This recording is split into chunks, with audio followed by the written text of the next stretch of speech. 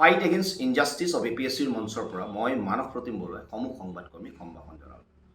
অসম চৰকাৰৰ প্ৰায় 30টা বিভাগত চাহ জনগোষ্ঠীৰ বাবে সংৰক্ষিত প্ৰায় 108টা পদত বহিৰাগত পাৰ্টি নিযুক্তি পোৱাৰ যি ভয়ংকৰ খবৰ আহিছে, যিধৰণে জালিয়াতিৰে একাংশ বহিৰাগত পাৰ্টি নিযুক্তি হোৱাৰ খবৰ আহিছে, সেই খবৰে কিন্তু এই নিকা আৰু স্বচ্ছ নিযুক্তিৰ কথা কৈ থকা চৰকাৰখনৰ কিন্তু যি ফুপুলা স্বৰূপটো উদঙাই দিছে। আৰু ইয়াক লৈ পেলাই এতিয়া শেহতীয়াকৈ বিশেষ নিৰীক্ষণ কমিটি হৈছে, আনকি NRCৰ তথ্য পৰ্যন্ত এই পাৰ্টিসকলৰ পৰা বিচৰা হৈছে।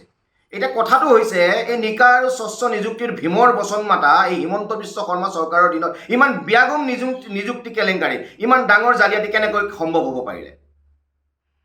আৰু এই কেলেংকাৰীটো আচলতে একমাত্ৰ কেলেংকাৰী নে আচলতে এই কেলেংকাৰীটো টিপ অফ দ্য আইচবাৰ্গ? এনেকুৱা ধৰণৰ আন বহু ক্ষেত্ৰত আচলতে কেলেংকাৰী হৈ আছে নেকি? এইটো কিন্তু আজিৰ দিনৰ প্ৰশ্ন। কাৰণ এই চৰকাৰখনৰ কিছুমান আমি নীতি চাব লাগিব।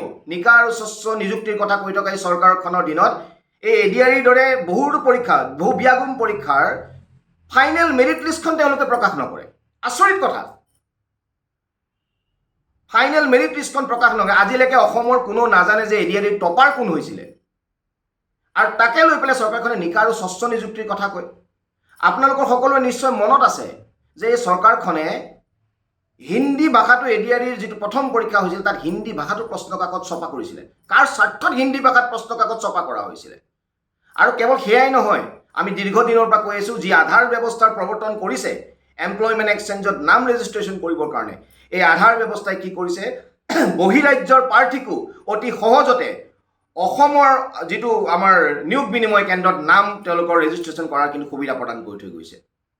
গতিকে এই সকলো কথা যদি আমি চালি জৰি চাওঁ, এটা প্ৰশ্ন হয় যে ইয়াৰ আঁৰত আচলতে এটা ব্যাগম ষড়যন্ত্ৰ জড়িত হৈ আছে নেকি? কেৱল এই ADREই নহয়, অসম লোকসেৱা আয়োগৰ ক্ষেত্ৰতো আমি শেহতীয়াকৈ দেখিলোঁ সংৰক্ষণৰ খেলিমেলিৰ বাবে APSCৰ এখন তালিকা বাতিল কৰিবলগীয়া হৈছিলে। আনকি যিখন তালিকা এতিয়া আছে সেই তালিকাটো আমি দেখিছোঁ যাদৱ উপাধিৰ এজন প্ৰাৰ্থীয়ে OBC কোটাত তেখেতে বাছনিভুক্ত হৈছে। সেইজন যাদৱ প্ৰকৃততে কেনেকুৱা যাদৱ, এইটো এটা ডাঙৰ প্ৰশ্ন। কিন্তু আৰু আন বহু নাম আহিছে ST কোটাত, সেইসকলে বহুতে পাইছে, যিবিলাকৰ লৈ পেলাই কিন্তু এটা সন্দেহৰ থল আছে। গতিকে আজি এই যে বিশেষ তেওঁলোকে নিৰীক্ষণ কমিটি কৰিছে, এই নিৰীক্ষণ কমিটি তেওঁলোকে APSCৰো আন কেলেংকাৰীৰ ক্ষেত্ৰত তেওঁলোকে কৰিবনে? কাৰণ এই চৰকাৰখন আহোঁতে যিটো ব্যাগম EWS কেলেংকাৰী হৈছিলে, কি হৈছিলে? অৰ্থনৈতিকভাৱে পিছপৰা শ্ৰেণীৰ একাংশ পাৰ্টীয়ে ভুৱাভাৱে তেওঁলোকে অৰ্থনৈতিক পিছপৰা শ্ৰেণীৰ তেওঁলোকে চাৰ্টিফিকেট উলিয়াইছিলে আৰু তেওঁলোকে বাছনিভুক্ত হৈছিল।